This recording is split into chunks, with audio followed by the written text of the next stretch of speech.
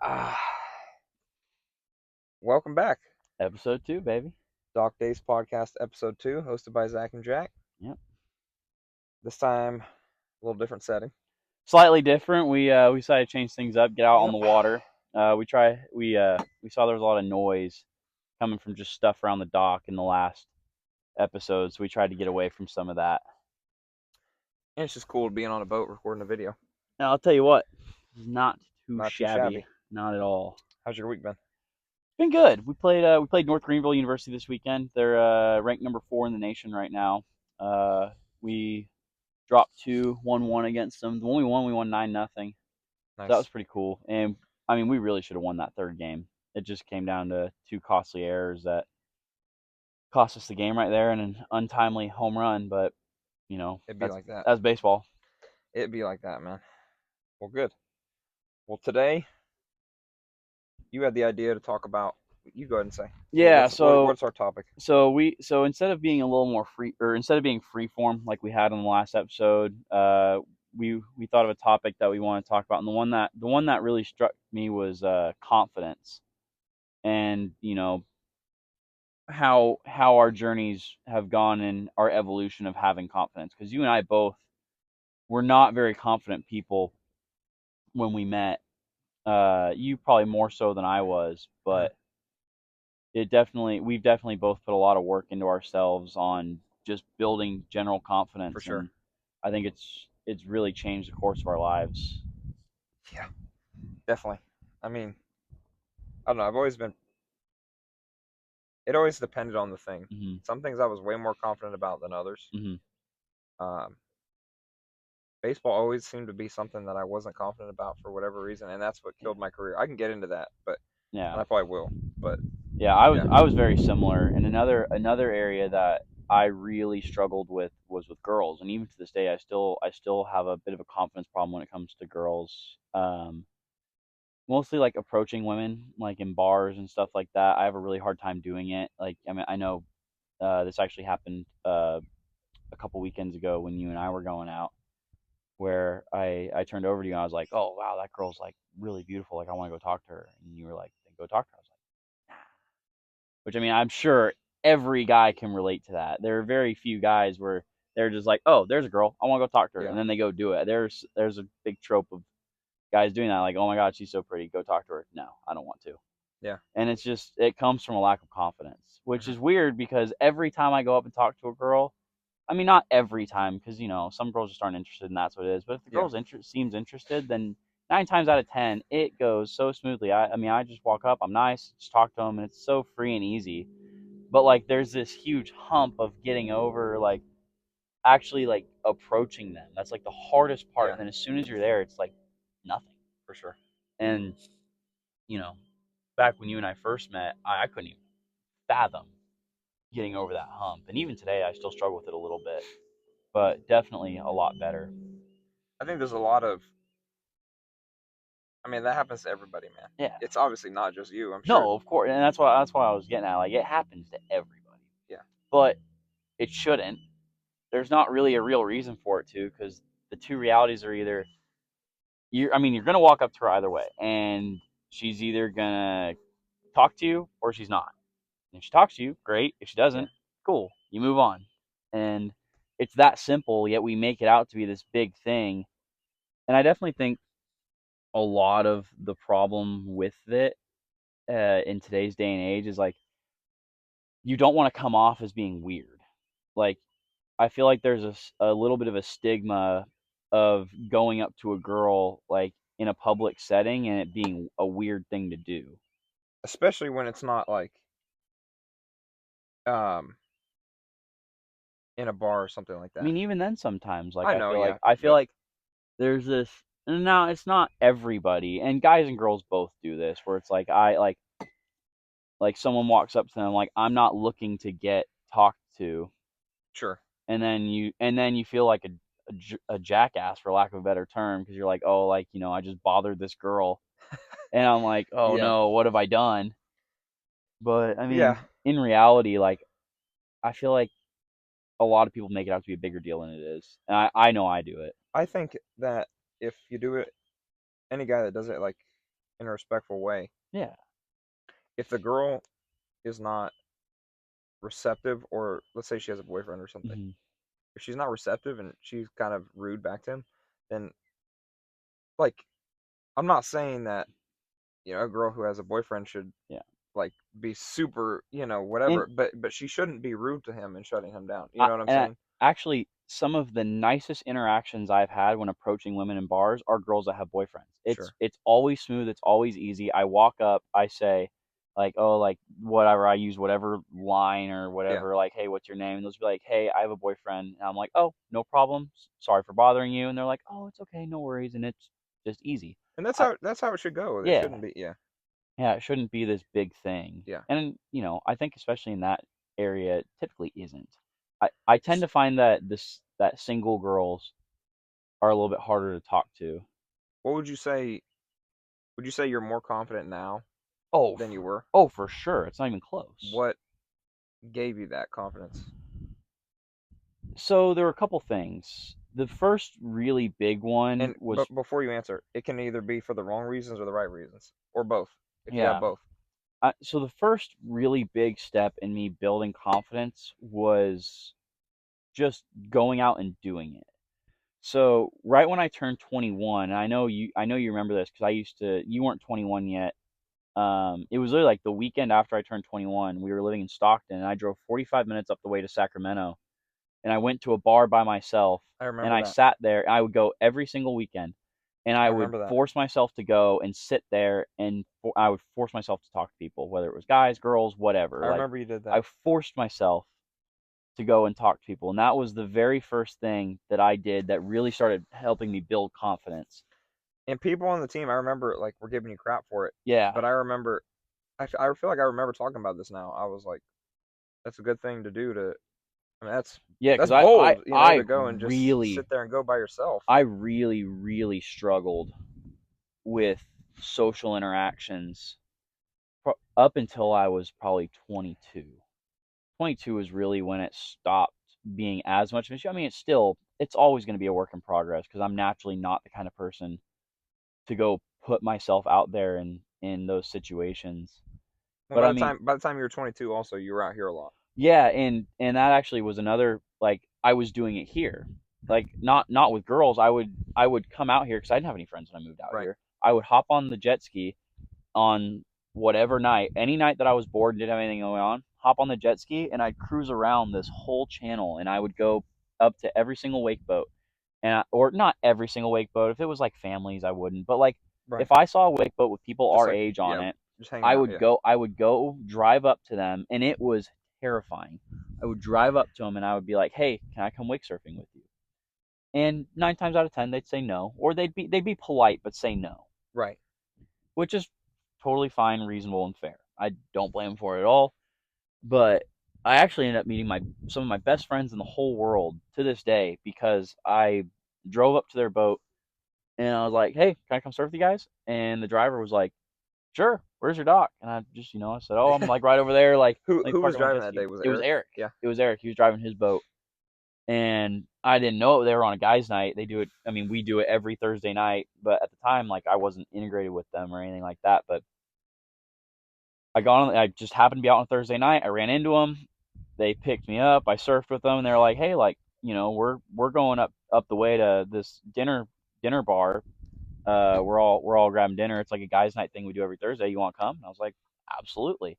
And to this day, they're some of my best friends in the whole world.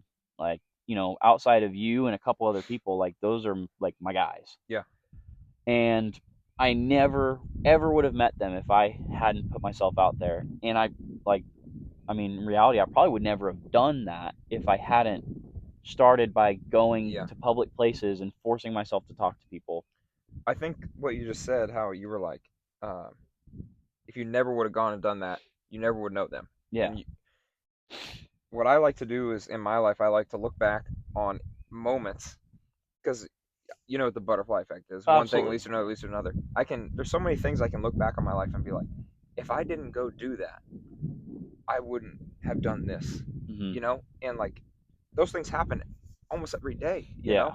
You can look back on a moment where you're like, that's awesome that I went and did that, or went and met that person. I can't believe I met that person because that led me to meet this person, and then led me to meet this person that led me to go do this. And it's just so cool. For me, I like doing that. I like thinking back and being like, Yeah, it is. It's wow, what really would have happened cool. if I didn't do that? And I always, for a long time, I would sit there and I would think of it in a negative way. I'd be like, oh, if I didn't do this, like this wouldn't have happened. But now it's like totally flip the script. The big thing for me is like, I've transferred colleges so many times for baseball. And the one that stuck with me this year, because now I went from after junior college, I went from Wingate University to Belmont Abbey, and I had an offer from Belmont Abbey at the same time I had an offer from Wingate, and I was choosing between them and one other school. And now that I'm at Belmont, I'm like, oh man, if only I had gone to Belmont like Right. instead of Wingate. And then I caught myself thinking that I was like, wait, some of my closest and dearest friends are from my time at Wingate. Like my business partner, Tyler. Mhm. He and I played at Wingate together. I never would have met him, and we would never would have started a business Yeah. together if I had gone to Belmont right out the gate. So from a baseball perspective, yeah, it probably would have been a lot better for me to go to Belmont out the gate. But from a life perspective, I met someone, and I mean, he's not my only friend from there, but I met people that I never would have met, and I've had opportunities that I never would have had because I made that decision. I mean, that's a good point too.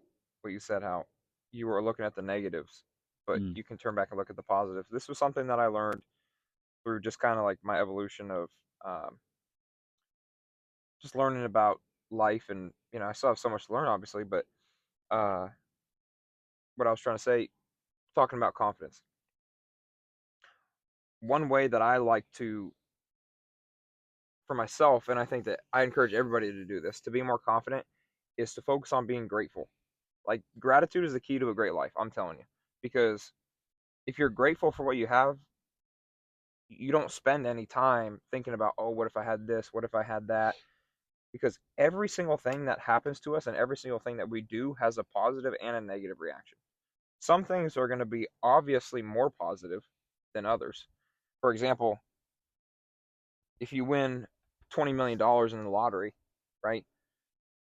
The positive is, after taxes and all that crap, probably got like $10 million dollars. That's a big positive. The negative is you're going to have a bunch of people asking you money.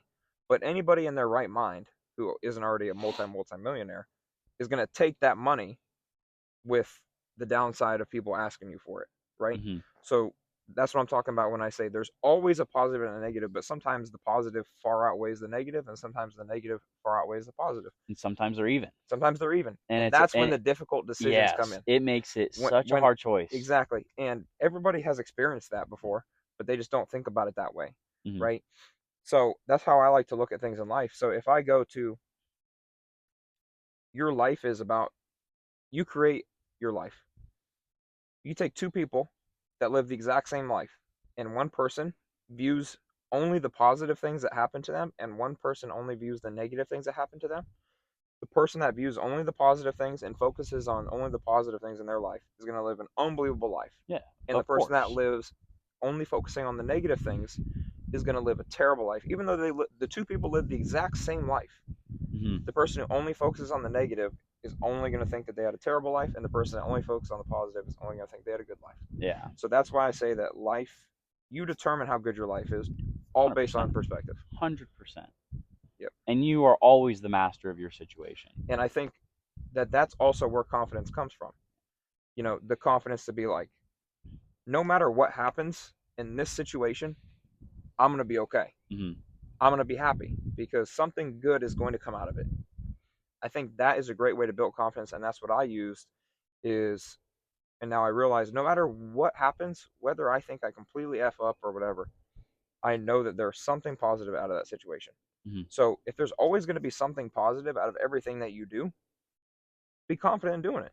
You know, because you know that there is a good result in some way, shape, or form. Now that doesn't mean, you know be stupid and go make completely unrash decisions. You got to look at the positive and negatives of your decisions. But that's just my advice, not to you, but just to anybody that I'd like to talk to about being confident is, something good is going to come out of each situation. Even if you completely fail, the good part is you learned, right? So now you can be better next time. Absolutely. So, and that goes for anything that you want to apply to in life. Yeah, and another thing that I wanted to hit on is that my confidence is driven, or my lack of confidence for a long time was driven by insecurity, and even to this day, like Which everyone has. yes, and everyone has insecurities, and for me, my insecurities really killed my confidence in myself because I didn't believe in myself, and those insecurities also made me make really selfish decisions. What do you like? What? Like, I was always thinking about me. It was always, how does this affect me? What do I gain from this? Which, I got you. is, you have to do it a little bit Yeah. in order to get what you want out of life. But the moment that I stopped making things about me, and this is recent, up to like a couple weeks, maybe a month or two ago, like the moment that I tried to start switching my perspective from me to everyone else around me, my life got so much better. And the primary place that I think this has played out is on the baseball fields. Um, for those of you listening who don't know, I've not thrown a single inning this year. I transferred to Belmont Abbey. I was out of free transfers, so I had to make an appeal to the NCAA, and it took the majority of the season for that appeal to come back and me to get cleared to play. And I haven't thrown since then, Yep. which in the beginning was really frustrating. I was, because I'm, from a pure statistics standpoint, I'm an upper 80s, sometimes low 90s lefty with a lot of movement, and recently I started getting a pretty good feel for the strike zone. I've done well against simulated hitters. I'm doing well, but the innings aren't coming. And for a long time, it was really frustrating to me. I would sit there and I was like, why am I not getting these opportunities? Why? And just one day, I was at the ballpark and I was frustrated because another opportunity went by where I was like, man, I really felt like I could have thrown there. I really felt like I could have been given an opportunity there. But then I stopped myself and I was like, well, wait a minute, that's selfish. The team is the team is winning. Why am I upset that I'm not throwing when the team is winning? You know? And it's like I'm here with the goal of winning a national championship. So if the team is winning, we're working towards that goal of winning a national championship. So what am I really upset about? And the only thing I could think of is that I was being selfish, which, saying it out loud, I'm sure everyone is like, duh, of course you're being selfish. You're only thinking about you. Right. But But in the moment, it's yeah. you can't see that. And then it clicked for me. I was like, oh my God, I'm being selfish. Mhm. This is a selfish decision. And because of the selfish decision, you know, I'm not getting what I want out of this experience. And selfishness as a human is natural because it comes from our ego, right? Yes. And every single human has an ego.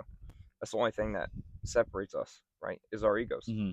And it's your ego telling you, man, I want to be pitching. Yeah. I want to be the one doing this. I want to be the one doing that. But when you take the ego out of it, if you are, if a person is able to completely remove their ego, which that's a whole another story, but there's no reason that you can't be just as happy for another person's success as your success because Yeah. And you and know now, like, so this weekend was some of the most fun baseball I've ever been a part of, because there was not a single moment where there was not a single moment that I was upset that I wasn't throwing. The whole time I was completely invested in just enjoying the experience, being there with my teammates, supporting my teammates, supporting the pitchers who were on the mound, supporting the hitters in the box. Mhm. And for an entire 3 games, I just supported them because I love these guys. They're Yeah. they're awesome dudes. I love being around them, and I want them to succeed. And it was crazy because this was the first weekend that I had those feelings, in total, and didn't have a moment of selfishness. And it was the most fun baseball I've ever watched, and it was the most enjoyable series I've ever been a part of in my 5 years of college baseball. Yeah. I think also where it comes from, where we feel selfish and wanting to play, is you can put this towards anything, but we'll use baseball as an example because that's how you and I can Mhm. best relate to something. When the team is winning, but you don't do anything to help them win, in theory, like you don't play, it hurts your ego and it hurts your confidence, right? Because you feel like, great, we won, but my teammates or other people don't think I do anything, right? Yeah. And so that can hurt somebody's confidence in their ego because that sucks. It almost feels embarrassing. You Hmm. know what I'm talking about? Oh, It 100%. almost feels Absolutely. when you're not contributing to something, it almost feels embarrassing, right? And even in a very minor way, but it does. So I think that's another hit where confidence um, takes. That's where confidence and ego take a hit in people's lives when they're maybe a part of something, right? And they're not really contributing as much as they'd like to be. So that's a bit of an ego hitter and a confidence killer as well. I think you can point that to work or anything in life, Hmm. because let's say you're part of a team at work and they succeed, get everybody gets big bonuses, whatever, and you're like, damn, I didn't do anything. Hmm. So it's almost embarrassing to be like, wow, we're succeeding, but I'm not doing anything, Yeah. so I don't know how to feel. So the other part too is, and I want to hit on now that you mentioned like being in a team environment, is culture. Yeah, And who you choose to surround yourself with can shape your perspective on the situation. So for a while, I was sitting at the end of the dugout with a lot of the guys who don't throw, who don't care. and also who don't care, which is totally okay. Yeah, There's nothing wrong with not caring, and if that's your prerogative, and if that's the situation you're in, like I get it. It's frustrating, and I would sit down there with them, and I wouldn't really say a lot. I'd just be kind of hanging out, going through the motions, and I relocated myself both in who I was surrounding myself with and who I was talking to, and I started hanging out with a lot of the guys who are throwing a lot. And that actually helped my perspective change a lot too. Where now like I hang out with them because they're always in a good mood and they're always locking and getting ready to throw. And it put me into that mindset of being there and present with them. yeah. Something I want to hit on that you kind of just made me think of. It's obvious that people always say like, who you surround yourself with, you become, Hmm. right? And that's very true. I also think that ties in, to add on to that, talking about confidence and happiness with yourself. The more you hang around insecure people, because insecure people, what do they try to do? They try to make themselves look better compared to everybody And they'll else bring other people and down bring in other order to people do down. that. And it's by no fault of their own. It's just Exactly. that's what we're pre-wired to do. It is. And so, but if you spend more time around those type, excuse me, if you spend more time around those type of people, you're going to become more like that. Hmm. And I have been for a while kind of like a loner, and not really a loner, but throughout my career playing baseball or just whenever, I've had a lot of friends, but never people that I don't know how to explain that. Like, Like they're friends, but you don't do stuff with them outside of what you guys are right. all there And to I- do. and I, Like, and I don't really resonate with them much. And yeah. I found it hard to resonate with a lot of people. And I think that that's because, not to pat myself on the back, but I feel like for the most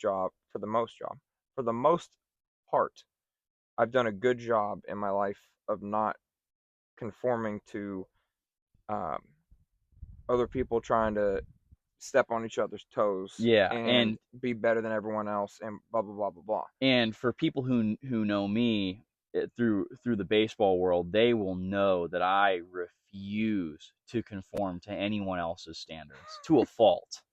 I Yeah, I have always been that guy who will stick his heels in the ground, and if someone is trying to get me to do something I don't want to do, I will just look at them and be like, no.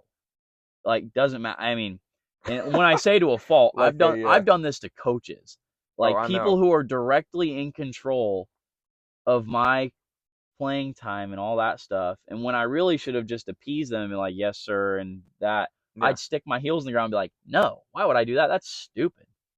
Like I've told coaches their face, I've told them that what they're telling me is stupid. I know you have. Did it pan out well for me? No, Not at all. Not wasn't a really. good idea. No, no, it's never a good idea. No, But gotta. with my teammates too, like for a while I would kind of give into it, but not really, or I get butthurt by it. I would stand my ground, but get butthurt because they wouldn't respect me for it. But the reaction I was giving them just made them keep doing it. And now, like, it still happens to me. Like, I get the same jokes as I did when I was in high school of, being like the weird guy on the team and like being different. And I have people making fun of me. But now, like I'm just like, okay, and So let me ask you this question, because I'll give my opinion after. In your opinion, what do you think the true meaning of confidence and self fulfillment really is? Like, if you were to describe a dude, right, that is fully confident in himself, you know, doesn't feel the need to ever put anybody else down when people come at you, what's your description of somebody that is completely confident and self fulfilled in themselves? for me, someone like that is someone who can walk into a room, a group of people, a team, any situation like that, and if he's facing pressure to change the way that he is, he will stand his ground, not in a dickhead way. Mhm. He's not gonna be mean about it. He's not gonna be rude, but he's gonna sit there with compassion and just say no. He's gonna empathize with the people who are trying to get him to change, and he'll be more than willing to have a conversation with them about it. Yeah, But he's gonna say no, and he's not gonna change for them. But he's not gonna change for them and not let that affect him. 100%. He's gonna be the mountain. I He's gonna let the yeah, waves crash into him. 100%. I completely agree, and I think the true meaning of self confidence and self control. I think self control is a piece of Oh, for confidence. sure. Is being able to, no matter what happens around you, or if people try to get under your skin, whether they're trying to or not, everybody has feelings and emotions, right? We're all going to feel those things. We're going to feel that initial piece of anger, wanting to, like, let me give an example and I'll better be able to describe what I'm trying to talk about. Let's say you're driving on the road, somebody cuts you off, you're on the freeway, right? For me, my first initial reaction is, man, that guy, like I Yeah. get pissed off. Like, how am I going to mess with him back? I'm going to tailgate him. I'm going to do this, that, whatever. But then you realize, what good is that going to do? Yeah. What good does it do to prove a point when you can truly just sit back and be like, you know what? I know I didn't do anything wrong. I'm good. Go ahead. Like, let yourself be, man. I got a I story for think you. that's the true meaning of confidence and self-control, is when somebody tries to get under your skin, you can just sit back. No, you feel that initial anger or resentment or whatever emotion you feel, but you're able to harness it and be like, you know what? I'm not gonna let that affect me at all. Go ahead. I wish you the best. Whatever it may be. I got a story for you that happened last night. Uh-oh. It was after you left the bar. Uh-huh. I was hanging out with a couple of my friends, and through mutual friends, we got invited to a table at the bar Oh, you did? because it was some girl's birthday. Nice. Um, and the girl was kind of like, I mean, she was drunk, obviously. It's bar, you'll have that. But she was drunk. She was dancing around, and at one point, she grabs a bucket full of ice and water and stuff. Like they keep the beer in. They're like, I mean, I don't know how to call it in the bucket. It's just it had melted ice in it, so it was water, ice, all that. There may have been like some trash in there and stuff. And I was sitting there, and I see her grab the bucket, and she starts doing this, like she's gonna dump it, and she happened to be dumping it on my friends. Like she was literally like she was about to let go of the bucket, And I don't know how it happened. At the last second, I saw it and I just grabbed it from her and walked it over to one of the bouncers. I said, "Hey, like, can you take this? She almost just threw this on those people over there." And I walked back and she looks back and she's like, "Who are you?" Like this. And she gets all uppity and I go, "Oh, I'm with them." And she goes, "Bye." And I'm like, and in that moment, the old me would have been like, "Oh, what?" Like, and like I would have gotten upset about it. Yeah. But in that moment, I was like, I don't want to be here anyways if this is who I'm going to be surrounding myself with. So I left and I grabbed my friends. I said, "Hey, we're going." Like, and they were kind of like, "Whoa, what happened?" I walked outside and I told them what almost happened to them, and they're like, "Oh my God, like thank you so much." But like, I didn't do it like for that. Right. But those are the people I want to be surrounded by. I don't want to be surrounded by that girl. And even when even afterwards, the old me would have been like, "Oh my God, that girl is such Yeah. a whatever, Right. like such a this, that, or the other." Hmm. All I could feel in that moment was, man, it must be so terrible. Like I can't imagine what it would be like to feel like that's an acceptable behavior. Like I Yeah. can't imagine. I That's a could good point. never imagine being in a No, place gosh, no. and I like don't get me wrong. I've been that drunk before. I don't really drink like that anymore, but I've been that drunk where you know, where I've been drunk enough to make stupid decisions like that. I would never ever grab a bucket of water and dump it on somebody. I don't No. care who it is. I don't care if it's someone you Well, I mean, hate, someone or whatever, that but it's probably like, just, I mean, in my opinion, that just shows to her, not to talk bad about this girl, yeah. but this is a good point of the, a counter, or not the counter, but the opposite side of the coin. She probably isn't very confident in herself at all, Yeah, and probably very insecure, so she and feels that's the need to act out to get and attention. that's why I felt Right? bad. I Yeah. couldn't feel angry. I just felt bad. Yeah. And it was shocking too because this girl was beautiful. There was nothing wrong with her. Like she was a completely beautiful woman and she still acted like that. Like cuz she was like for attention. And it was shocking to me. I was just like, "Man, That's funny that that you say that, sucks." because one thing I want to talk about, if we're talking about confidence in the episode, Mhm. I want to talk about something I'm very passionate about is how what social media is Oh. doing to people. And I'm still on it, Mhm. but like I don't have like Snapchat anymore, you know. Um I just have Instagram because, the reason I still have Instagram is for a couple of reasons. Number one, I still go on it sometimes. Mhm. Number two, eventually here I'm going to try to start building my uh, real estate portfolio and my name and stuff like that. So I know social media is a necessary evil when it comes to business nowadays. But I just want to talk about the social aspect of Yeah. social media. It is And so detrimental. I would be more than lying if I said, like, oh, I wasn't a part of that. Like, I'm not a part of that. Like, phones and social media and scrolling on TikTok or whatever it may be is so ridiculously addicting. It is. Like, it is actually unbelievable. And the way that social media has completely poisoned the minds of not just females, Everybody. but men as well. Everyone. And like, just the, like, I mean, honestly, like, I don't really care.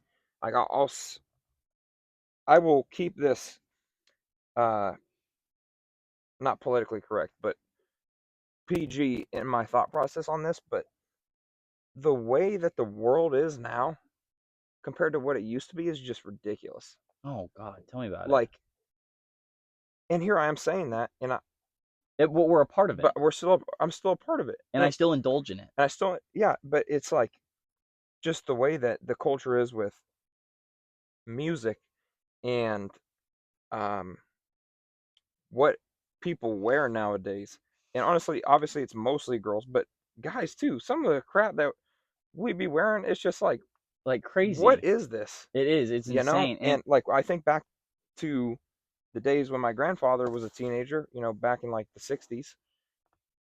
I'm just like, What a time to be alive, dude. In certain ways. In certain ways. I think now I think it's a lot better now than it was back then in a lot of ways.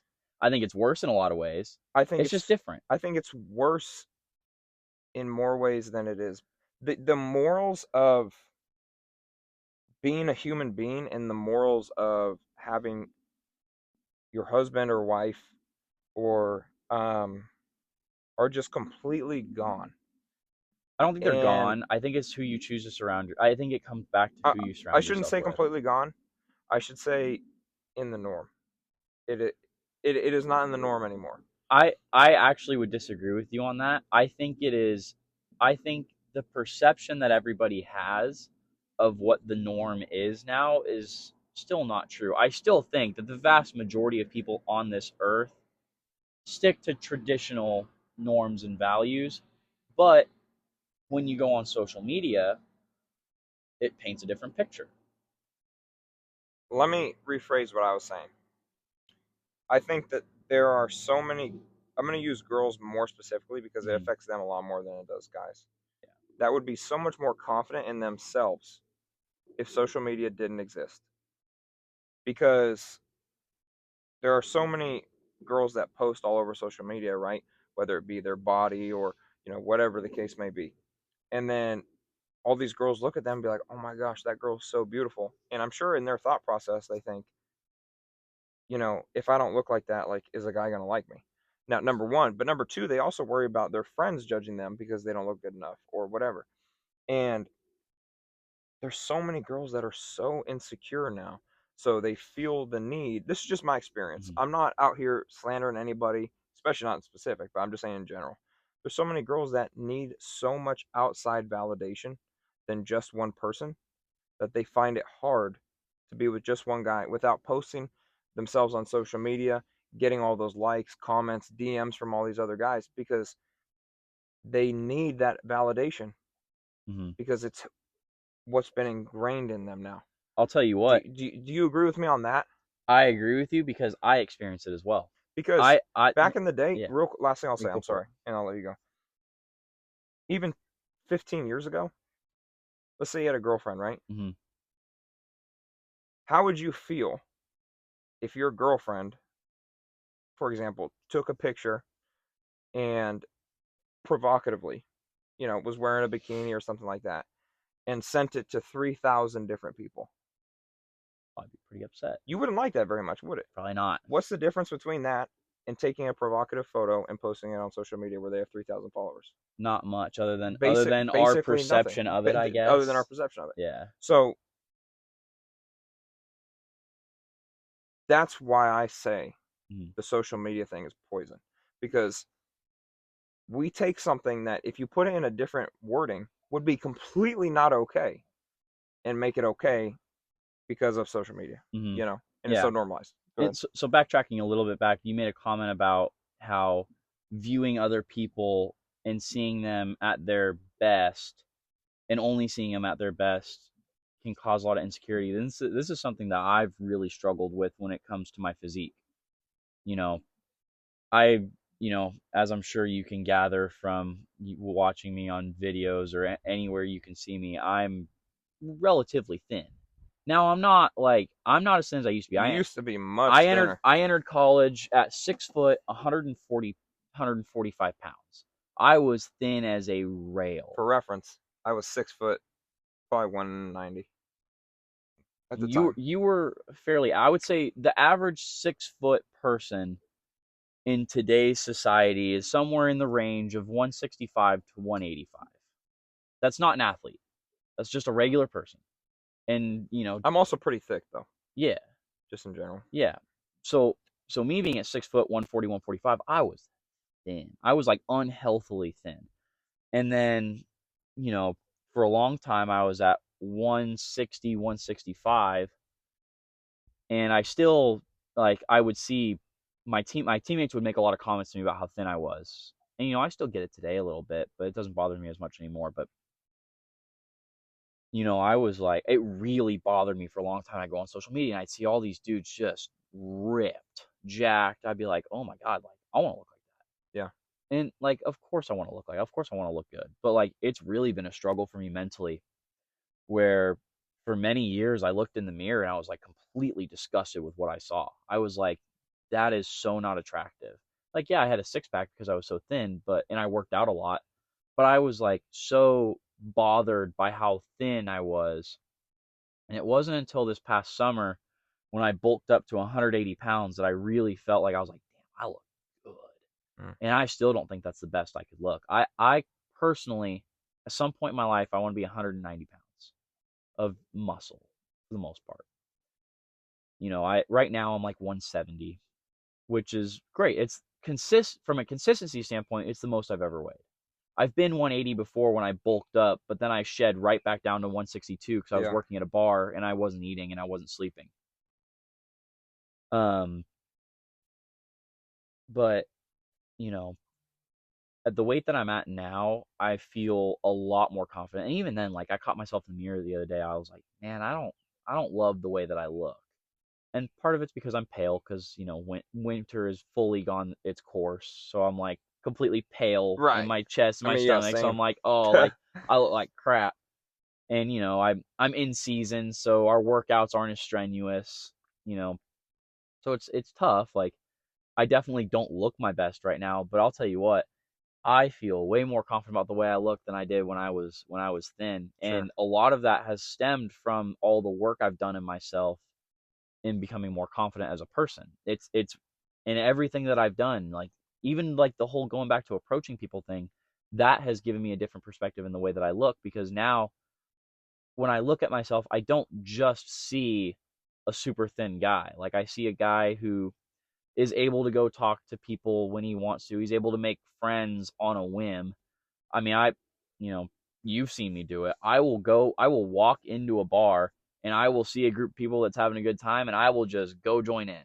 I'll Yeah. have no idea who these people are. Yep. Or we'll be walking out on the street and you'll see a group of people like making a joke or laughing, and I'll just, as we're passing by, I join in with them, and it's everyone's laughing, having a good time. I have no fear of doing that anymore. Yeah.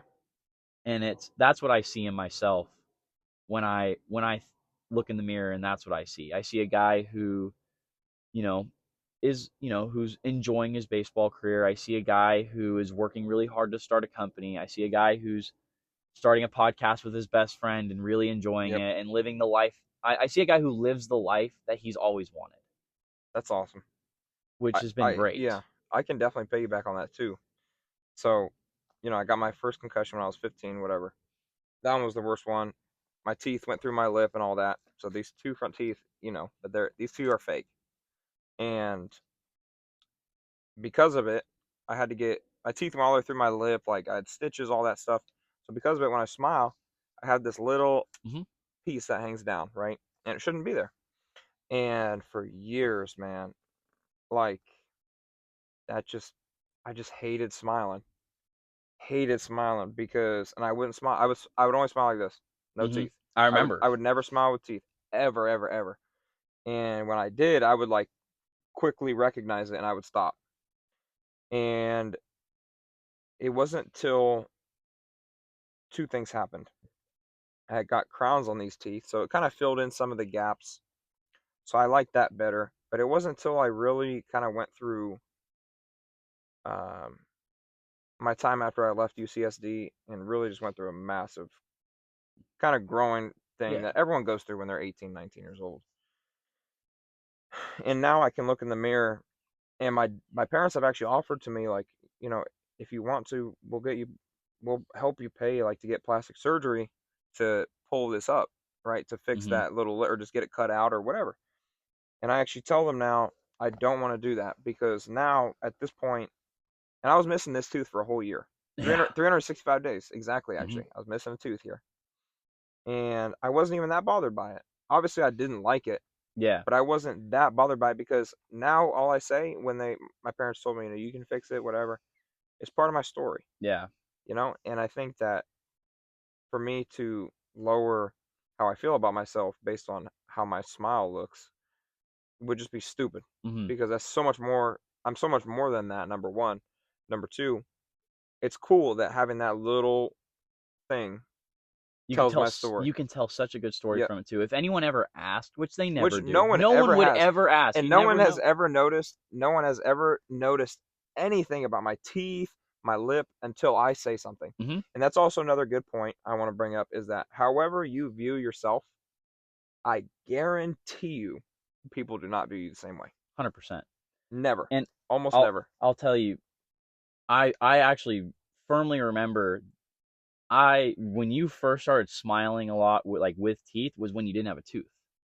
Yeah. That was like when you really started smiling all the time. I'd see it all the time, and I was like, Yep. that is awesome.